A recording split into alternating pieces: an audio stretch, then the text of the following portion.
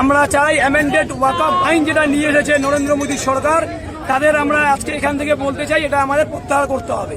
এখানে শুধুমাত্র মুসলিম সম্প্রদায়ের লোক বেশি এসছে বলে ভাববেন না এটা মুসলিম সম্প্রদায়ের সমস্যা। এই সমস্যা কিন্তু ভবিষ্যতে গিয়ে খ্রিস্টানদের মধ্যে আসতে চলেছে, এই সমস্যা ভবিষ্যতে গিয়ে হিন্দুদের সঙ্গেও আসতে চলেছে।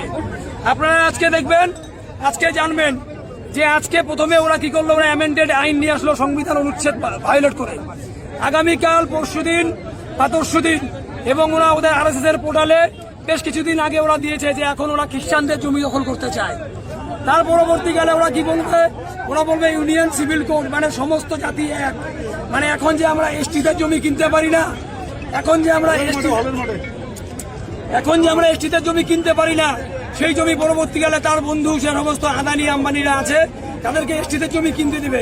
সেই জন্য তারা কিন্তু ইউনিফর্ম সিভিল কোড করবে এবং বলবে যে সবাই সমান। আজকে আপনারা চিন্তা করছেন, হিন্দু মুসলমান চিন্তা করছেন, কিন্তু দেখছেন না গ্যাসের দাম বাড়ছে। আজকে আপনারা ওয়াকফ বিল নিয়ে যারা যারা মেতে আছেন তারা একবার চিন্তা করেন, ইসাবুর গান ফ্যাক্টরি সেটা আজকে কিন্তু প্রাইভেট হয়ে গেছে। ওখানে আগে এসসি এসটিদের ওবিসিদের জন্য কোঠা থাকতো, আজকে কোনো কোঠা নেই। এই ক্রাইসিস শুধু মুসলিমদের নয়, এই ক্রাইসিস ভারতবাসীর ক্রাইসিস, এই ক্রাইসিস সংবিধানের ক্রাইসিস।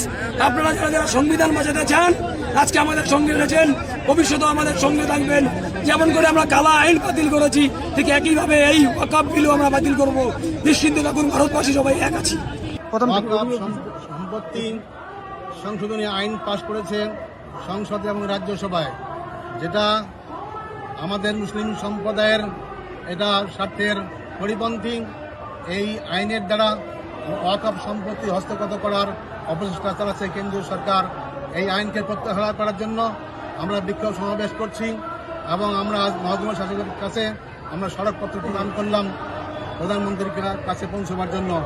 আশা করি আমাদের এই অনুরোধ সহানুভূতির সাথে বিবেচনা করা হবে, নতুবা বৃহত্তর আন্দোলনে আমরা সামিল হতে বাধ্য হব যদি আমাদের এই উন্নতি রক্ষা করা না হয়। কি নাম? আমার নাম আকবর আলী।